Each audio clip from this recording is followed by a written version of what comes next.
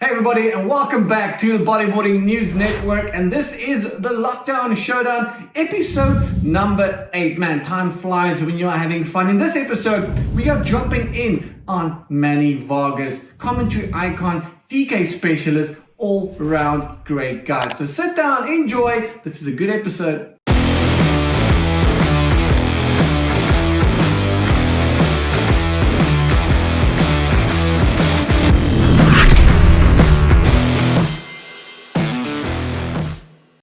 Yeah, what's up? We're hanging out with Manny V, dropping in on Manny V right now. And once again, you see that big fist, once again, not getting any repercussion for dropping in with Manny V. Manny, thank you so much for joining us. It's always an honor and a pleasure to have you around. And this time, you on the other side of the microphone. So how's life under lockdown? Well, I mean, we had a quick little discussion right before pressing the record button, and you and I both agree that this is freaking madness. But it's going to be interesting because a lot of people are handling this whole situation in their own way, and there is no wrong way about it because a lot of people, I've never been through this, and you've never been through this. Everybody's never been through this unprecedented, outbreak. So I mean, what you're doing right now is freaking on point, reaching out, letting people know that, hey, we are still freaking alive. We are still doing the things we love. And just reaching out and letting people know that, hey, we can still do shit. And the Lockdown Showdown is freaking awesome. So props to you for getting this thing up and rolling and making sure that our community is still tight and we are still reachable. So and yeah, I mean, same thing on my side. I got a few things that I've been putting a lot of time in as well, but what you got going on, if I can keep it going. Sick, dude. Thank you so much. We to be honest, we're still learning every day, every episode. And after the lockdown, the whole lockdown ends, and life is semi back to normal. We'll kind of change a bit, bring more news, more real time stuff. The sort of Lockdown Showdown will change it to something else. Probably going to be the Bodyboarding News Network, BNN, and just kind of become the primary hub for the news. For anything bodyboarding related, whether it's a new video clip from an athlete or whether it's the world tour. Who knows what's actually going to happen come the end of COVID, if it ever is going to end, and maybe turns into all-out war. But let's not go there. So yeah, man, it's pretty shitty all around. But like I said, we're making the best of everything. Okay, so let's talk about making the best of everything. So you've recently started a new venture called Epic Surf Tours. This is something you have been talking about for quite some time. What was the idea behind it? Actually pulling the trigger and say, well, now's the time. I'm going to go full steam. Well, so Epic Surf Tours was actually called Freak Fest Adventure Tours, is where it all started in 2003. A lot of people don't know, but I've been doing tours since 2003 with when I took over the Cabo Freak Fest from Cameron Steele, who blessed my endeavors. And Cabo Freak Fest was my first tour I did in 2003. So I've been doing these tours 17 years now, but it wasn't until last year where I said, okay, it's time to make it real, time to freaking go all in, put your eggs in this basket. Even though I did have a 9-to-5 job with Stacked, the digital scoring system, which is still going strong. I'm not working there at the moment, but Stacked is still going strong, even though there's not a lot of events going on or any events going on. But I was let go, even though I was let go, Stacked is still moving forward because a lot of people are still using it. Once things get back and rolling, Stacked will be there. And thanks for letting me do my 360 cam here.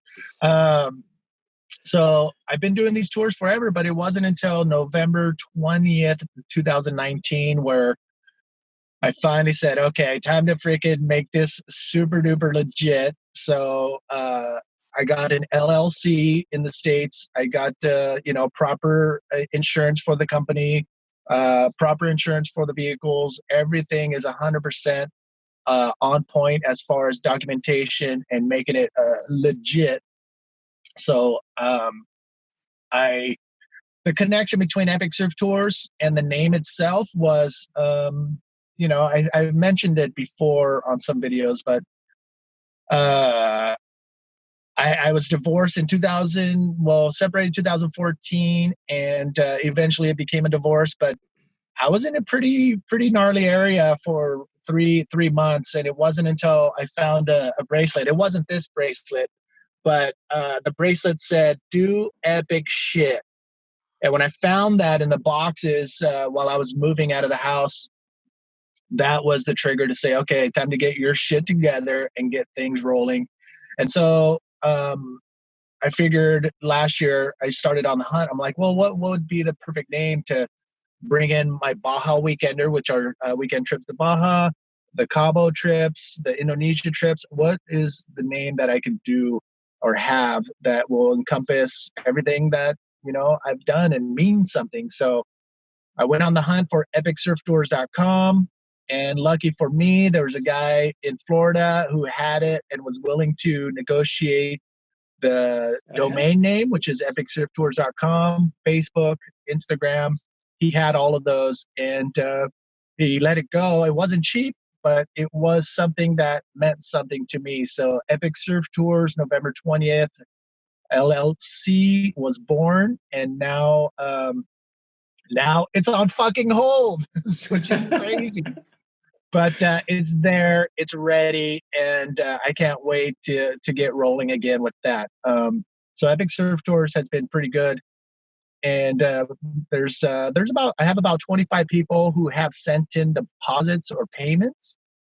I sent out an email to them and said, hey, you can have your refund or you can keep it in the bank on hold. And lucky for me, only 2 out of the 25 or so people said, yes, I'd like my money back, which is awesome, because that meant the other 23 are down to wait and hold on because they want to go. They want to go on these trips with me. And that made me feel pretty good and very optimistic on the future of Epic Surf Tours. So we're just going to have to wait and see. We're on a holding powder right now for Epic Surf Tours.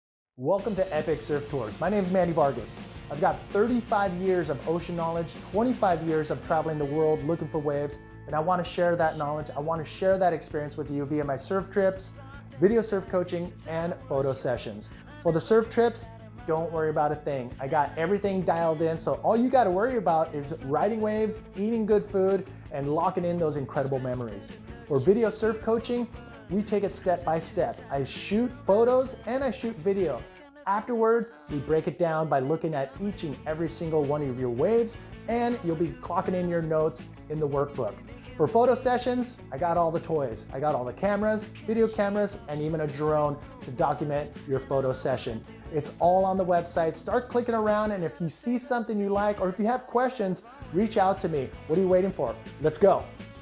Every word you say hits a little harder. And everything I like is front and center, I can't relax. My voice is always out. It takes that one thing just to take that leap to get into business or to make something happen. And it's stoked that it's finally come to that, because I mean, you and I have been fortunate enough over the last 2-3 years to share a couple of cool moments, and just really cannot think of a better person to be a tour guide. I mean, you got so much energy. I swear you pee Gatorade or something. I don't know what's wrong with you. Like, it just doesn't end, and it's amazing. It's infectious. Well, you know what it was? It was the whole doing the whole pro bodyboarding thing through the 90s. It pretty much set me up to be able to not only organize trips for myself, but organize trips for people that have the same interests, which is freaking finding perfect waves and good food and good people. And it just made sense to go all in with the tourism and being a tour guide. Yeah, no, it's comes in hand, as I say. So then, before that, I think over and above the fact that you're known for your personality and known for the webcast, you started something called Boog Life. Yeah, I'm ready. So it's just a perfect bodyboarding way. Didn't even jump off my board. I just tried to choke Jason Brown. Hey, what's up, everybody? My name is Manny V, and welcome to Boog Life. What is Boog Life? Well, we're going 3 years strong with Boog Life. Boog Life is more than just an audio podcast. We have videos of the interviews. We have live engagement on Mondays and Fridays with Pitted with Manny V, where we talk and chat live. I've got a ton of content on my hard drives. I've got action photos. I've got lifestyle photos that nobody's has ever seen. And there's so much more. We got polls, we got giveaways, and it's all on the website on patreon.com. It's got a great following. There's some amazing stories in that. Tell us a little bit more about how that came to and where it is now. Boog Life, I'm sitting on so much content because I've been doing this, but I've been doing bodyboarding since freaking, since I got on a bodyboard, when I got on a bodyboard when I was 10 or 11 years old, and now What's that, like 52? I'm 40. I'm 48 actually. Shit, sometimes I forget. But I'm 48, and I got on the bodyboard, back in when I was 10. So that's 38 years of just enjoying the ocean and everything about it.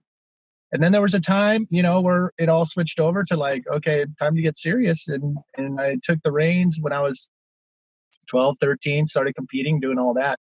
So here I am sitting on a shitload of content, and it's just sitting in boxes, sitting on hard drives, and just sitting there. And I was doing some research on podcasting, and I had to decide whether to make it free and chase down the money from sponsors, because it's all time and effort that goes into it. And you're going to find that out as well. But, and you gotta, I hate to say it, but you gotta make it worth it, because right now we're at an age where your time is very, very valuable. So I tossed the idea between going free and getting sponsors and chasing the money and doing all that. Or I found a platform called Patreon, and Patreon takes care of hosting, credit card processing, payments, and all of that stuff. And all you got to worry about is uploading your content. But it costs money. And if I'm going to go that route, I got to implement a subscription, subscription-based podcast. And it worried me because, it's going to cost people money, and I want to share all this stuff. I have so much stuff, but at the same time, it's going to be time and effort on my side. So after debating back and forth, and actually Dan Taylor from South Australia in Adelaide, he was he was the first patron. He said, "Manny, if you do the subscription, I'm your number one subscriber." And with that, back in 2000, I don't know, 3 years ago, I pulled the trigger on Boog Life, which is Patreon-based, subscription-based podcast, which allows me to have 3 tiers, and I had a $1, $5, and $10 subscription tiers. But last September, I was like, "Fuck, this is not making it. I'm not making enough money for the time and effort I'm putting into it. Damn, how many glasses is that?" So before I bore you with the history of Boog Life, so fast forward to 2019, instead of hanging it up, I'm like, I did a lot of research from Patreon, and they said, you know what, restructure, redesign, reignite the stoke. And I did that. Oh, somebody was behind me. Sorry, Manny. I did that. Sorry to interrupt. Did you just say you were ready to hang it up in September? I was ready to hang up Boog Life in September last year, because it was a lot of work for not a lot of money, and it was a lot of time. So I did research. Patreon, actually, they're really good. They said, here's a way before you quit. Here's a way. And I was into it for 2 years. They pretty much said, you've invested a lot of time, try this first. And they said, restructure, redesign, and reinvent. And the way to do that is to redesign your schedule on content delivery and restructure your tiers. So I went from $1, $5, and $10 to $5, $10, and $15. and they warned me that all the lower tiers are going to disappear, and that's what happened. And I was worried, and I'm like, fuck. January 1st, actually February 1st was when I did that, and sure enough, I had close to 200 people subscribing. Now I'm at about 115. So I lost, a pretty good chunk, almost half of my patrons. But the best part about it is those that did stick around had no problem upping their tiers, paying that extra money. And I'm almost making, as much money, if not a little bit more, even though I have the half amount of subscribers, which means a lot to me, because now people are they're starting to see the worth. They're saying, okay, Manny's putting time and effort. Manny has a lot of cool shit. And I have almost 100 interviews locked down as well, from Stewart, PLC, Hubbard, Hardy. Hardy is one of my favorites, by the way. Guilherme Tamega. And so I'm pretty stoked that people are still behind me. And I'm always down to, be available to all my subscribers and all my supporters of Boog Life. So, thanks for letting me talk. Shit. How long is your episode? Well, it needs to be at the end of the day. This is what it's all about. So then, so Boog Life is still going good. And now you've got the, what did you call it? The Bodyboarding 1971. Yes, that app.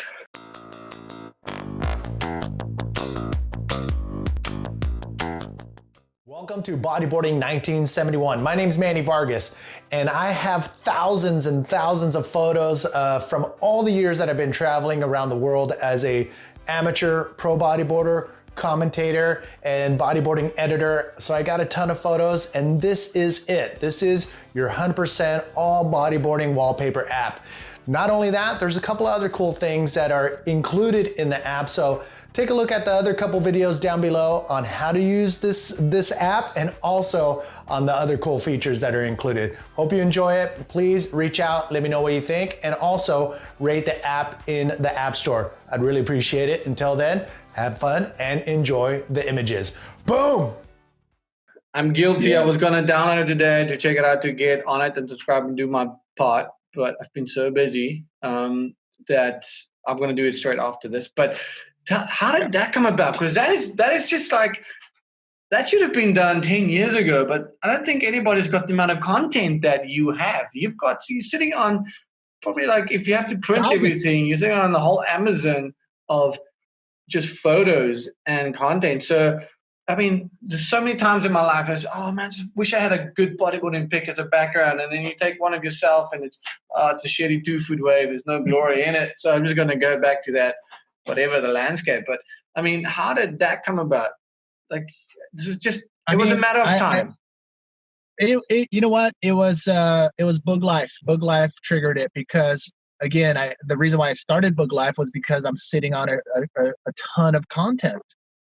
And the way I structured my schedule, that wasn't allowing me to deliver all the content that I have in a rapid amount of time. So I'm like, well, I got a ton of photos. Let's see how many bodyboarding wallpaper apps are out there. And I did the search on Apple. I did the search on Google, and there was zero bodyboarding wallpaper apps. And I'm like, okay, I know where I'm going. And it took, and I figured out why there isn't, because it costs money, and it's not cheap. Yeah. And it costs time, and it's a lot of fucking work. So I can understand why people don't want to do it, because you got to go hunt down the photos.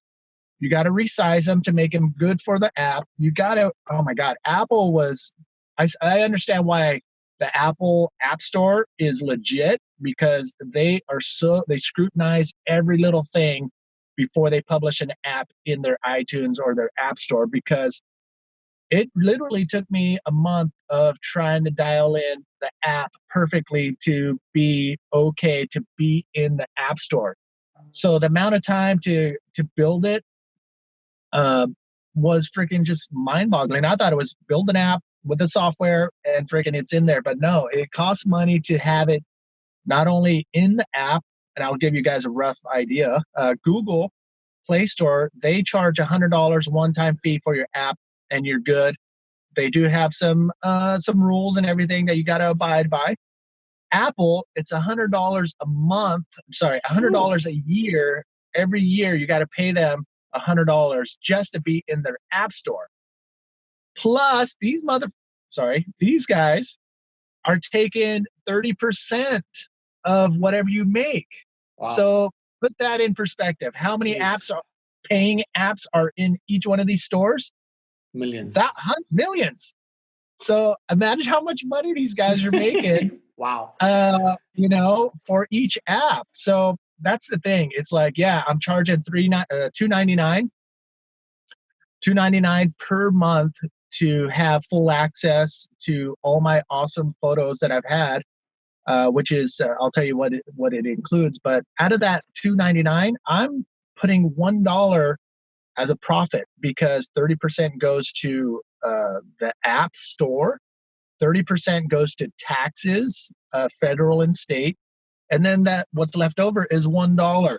So for each subscription, I'm getting $1, even though I'm charging $3. So I can see why people are opting not to do it, because in the end, I need to be able to have, at least 100 people to make it to break even. So that is why I understand why people aren't doing it. But I figured, you know what? I'm going to do it because, one, I have all the content, all my photos. I don't have to go hunt down photos. Two, I think freaking bodyboarders around the world, especially right now, would love to have a little morsel of motivation to be able to freaking open up the app and put a new wallpaper on their phone, just to have that little stoke each day. Yeah, man, absolutely. And the cool thing about it is they're all my photos, and I know the stories, and I know the waves, and I know the sessions. So included in the app is about a 1 minute to 2 minute, maybe even 4 minute audio clip that you get with the photo talking about that wave. Jeez, and that's cool. It's freaking pretty awesome, actually. And I'm pretty stoked on it. I mean, I wanted to create something that people would be stoked on and be comfortable paying $2.99 a month. Because at the end of the day, what am I spending my money on? Well, Manny's giving me his high quality freaking photo, and he's also telling me about the photo that I'm going to use as my background.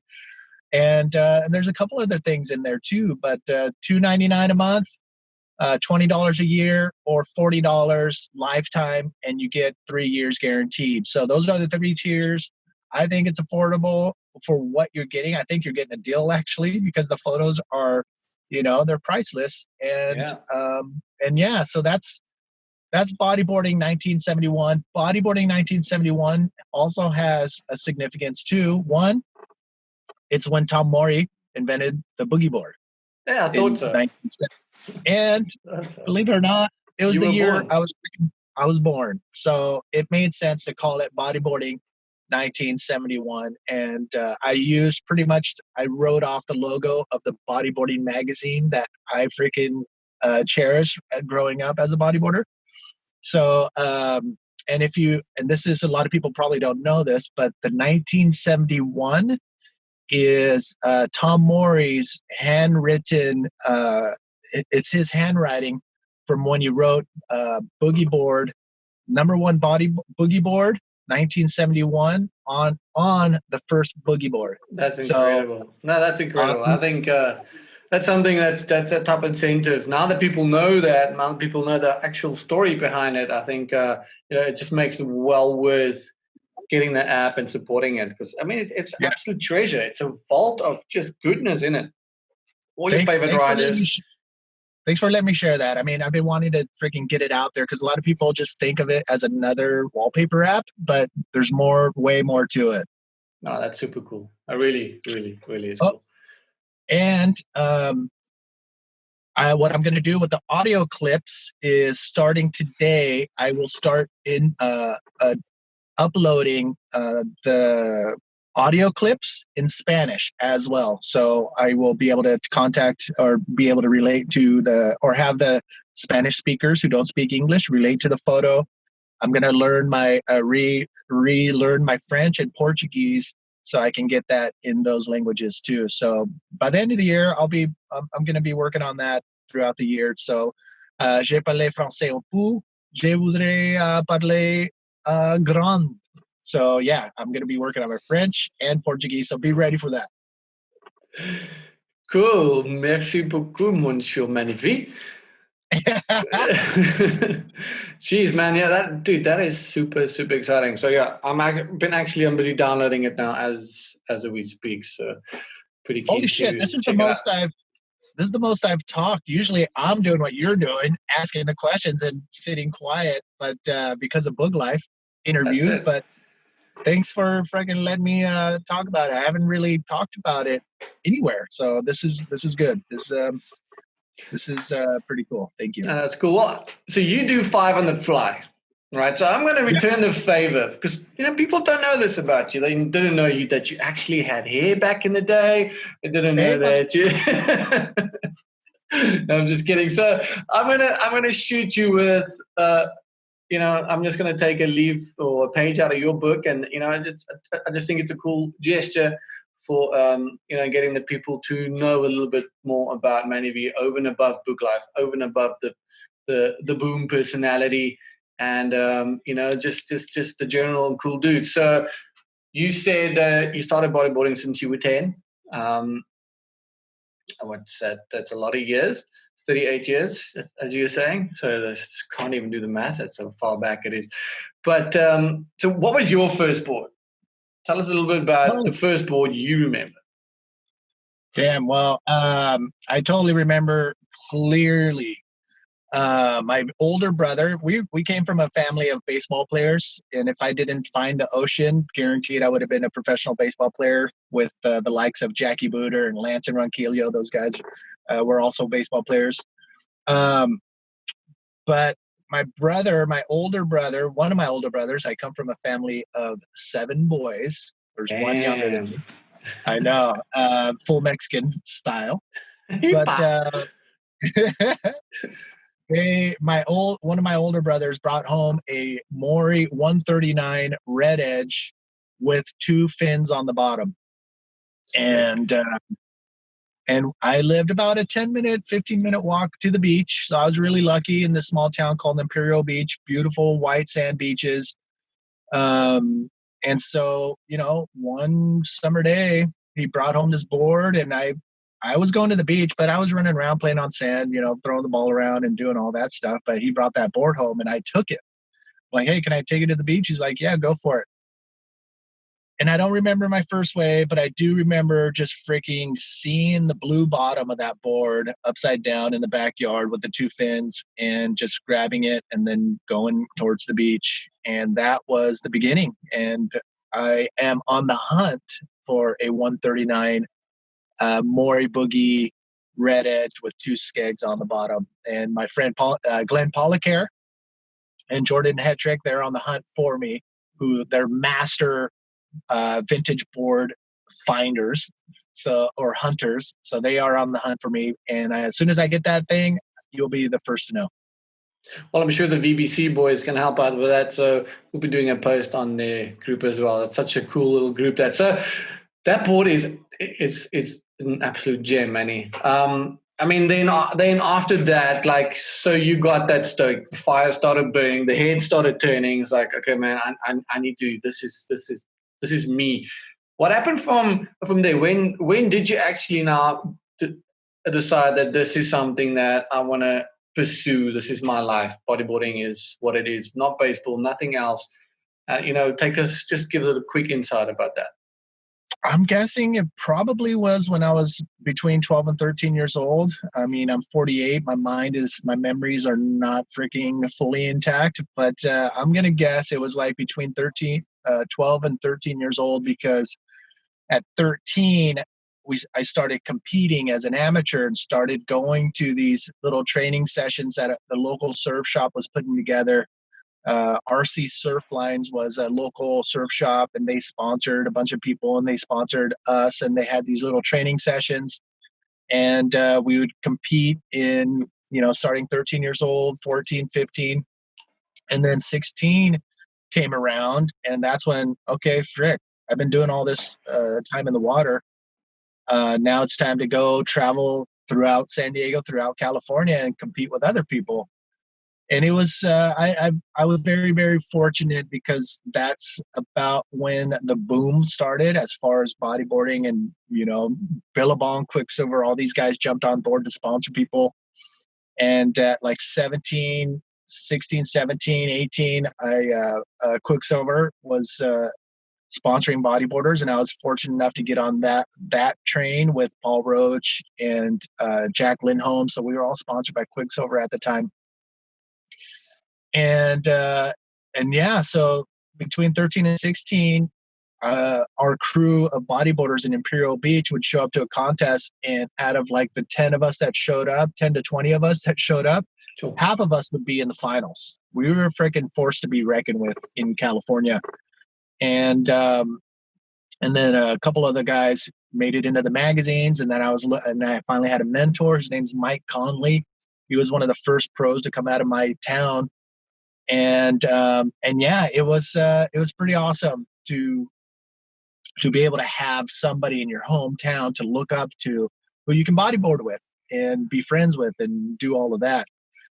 And when I saw him go in a contest in Pipeline, and this is when they televised it on TV, and not hold back against freaking Ben Severson, who was the legend, icon, for an IB guy to go out there and hold his own and freaking not let freaking Ben Severson get any waves he want, because Ben was paddling circles around him. And when Mike Conley, my buddy, freaking said, well, fuck you, I'm going on this one, Ben was hoping that Mike would pull back on a wave. And the Roach coach is here. But when Mike didn't pull back and Ben dropped in on him, Ben got knocked out of the contest, and Ben freaking threw a fit against Mike Conley. And for me, that was like, fuck yeah, you better not mess with IB guys. That's when I was like, okay, time to get the show underway. So I stuck with it. 13 through 16, 17, 18, 19 freaking got sponsored. First paycheck was from Tubes Bodyboards. They sponsored me, $200 check every month and free boards. Freaking mind blown. Bowling. So from that point on, it was like, okay. The funny thing is, my parents were like, why do you keep going to the beach? Why don't you freaking go to school? Why don't you do this? Why don't you do that? So to make them happy, I got a job as a lifeguard at a local state beach down the road from our house. And it was 2 years into that. And the third year, the boss said, well, Manny, you're gone a lot in the summer traveling, so it's better if you just freaking, just go do that, come back, we'll be here. And from that, it was off to the races, no friends, got on that train for 10 years. I wasn't part of the original crew, but I was okay with that. I got to travel and be the AV guy, the audio-visual guy, and that's how I was able to learn all of this stuff with Ross McBride. So, and during those years, I realized I was really good at audio and video shit, because every time we showed up to these premieres, we were freaking shit-faced, but still able to freaking put it all together and make it really, really fun. So if I can do it drunk, I know I can do it freaking sober. And yeah, so that was the beginning. Oh man, that's epic. So your first year in Pipe, did you go there to compete, or did you go there to free surf? Was that like a sponsored tour? What was that? Man, and the first time standing on the beach, looking at Pipe offloading, like, man, what was that emotions? Gosh, you know what? There's so many, North Shore seasons that they all blended together. But I do remember just smelling the ocean and the sand and palm trees. Oh, there's your dog. What's your dog's name? Lula. So she's part of the webcast right now. Well, not the webcast, sorry, part of the Did you episode. feed her? I did feed her, yeah. There's that dog and squirrels, man. She's something special. But yeah, with Hawaii, man, it was just the smells. And the first time I experienced, the one thing I do remember the most is the rain coming in and pouring. I'd be sitting at Aukai Beach Park looking at Pipe and Aukai and that whole freaking coastline. And the rain would come in, rain and pour for like 10 minutes. You'd hide under the shelter by the bathrooms in Aukai. And then 15 minutes later, it's gone. Sun's back out. For me, to experience that was freaking awesome. And then just the camaraderie that came along with all those years on the North Shore. But to pinpoint that one, it's hard because there's so many. It's like that question when you ask everybody, who's your favorite bodyboarder? So you just cannot name one. So Manny, who's your favorite bodyboarder? Son of a bitch. I should have prepped for this. You know what? I mean, Mike Conley was my favorite growing up, and then it shifted to Kisasaki. Kisasaki was my ultimate mentor just because his style and everything was everything I wanted to emulate. Mm-hmm. But man, I think it would probably be Billy Thiel from South Africa. Yeah. Only because when I was going to the North Shore and all my IB guys, they were starting to lose steam of trying to make it, their thing. And that's when I befriended the South Africans, and I saw what Billy Thiel was doing is kind of like what I was doing with the IB crew, is just like keeping that motivation, keeping that stoke alive within our group.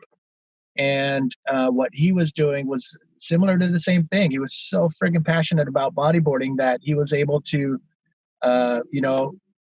exude that positive and those awesome vibes to the crew, And the other thing was that, it's very competitive.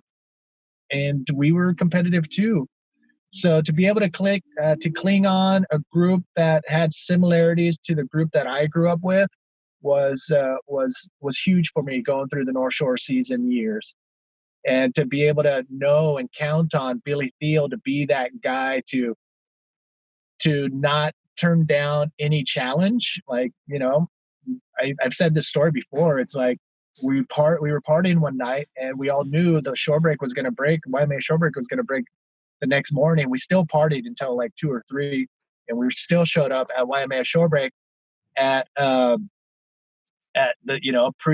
pre-dawn, a little hungover, but the challenge was put out there the night before in a drunken state, saying, okay, first one to freaking do a Rolo at YMA shore break tomorrow it wins. Doesn't win anything, doesn't win whatever, but the challenge was thrown out there. And everybody was trying to do that, and it was only freaking Billy Thiel that was able to freaking get to the bottom and hit the lip on one of those freaking bombs, and nice.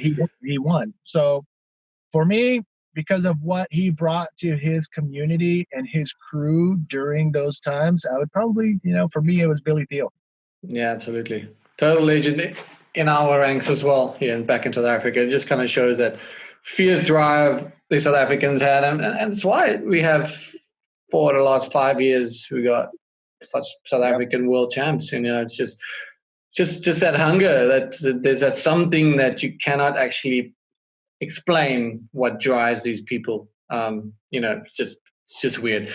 And in closing, I mean, you've been around the world, you've seen many things, and you've sampled a lot of meals. But what is your favorite wave? If you like you say, if you can teleport and live in front of a break, which break would that be? Oh gosh! Before I answer that one, I do want to say Paul Roach right there. Growing up with him and being in the same, growing up in the same town as him and seeing the humbleness of Roach, he's up there too with my top bodyboarders. And of course, freaking is still the best on the knee, I think. Even though Ballard and Aka, they're up there, but man, Roach is Roach. Roach is Roach. So man, I do. So but back to the Epic Surf Tours, all I'm doing with Epic Surf Tours, I'm not doing anything different than what I did in the 90s. All I'm doing is packaging those trips that I really, really loved and offering them to people. With that being said, if I were able to teletransport right now, I wish I was on the freaking beaches of Hu'u, which is the fishing town or fishing villages or fishing village. Actually, Lakey Peak. Hu'u is the first big town. But Lakey Peak on Sumbawa. Man, that is my is just a wave. It's like I used to draw these little perfect A-frames waves on my folders in high school. And when I showed up to Lakey Peak my first time with the No Friends crew, Jeff Flint, Stoker, Ross, and Crawley, we showed up there with, I think, Mandy Zirin and Cure were there too. But when I saw this wave, I just saw those little pictures on my folders come to life.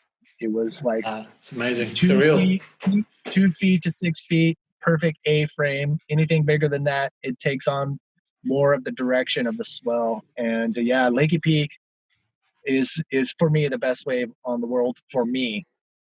And that's the reason why I still include it on my Epic Surf Tours. So right now it's scheduled for June 2nd to the 16th, but I'm pretty sure that'll change closer to like July, maybe even August, but that is going to happen. And I do have spots available. If anybody's watching, epicsurftours.com, reach out to me and we'll get you on board. If you do come, I'm in the water too, but I'm shooting photos and video of every single one of your sessions. So that alone is worth the price. Yeah, exactly. Trying to get that type of footage when you're there, it gets very pricey, it gets very expensive, and it's a mission.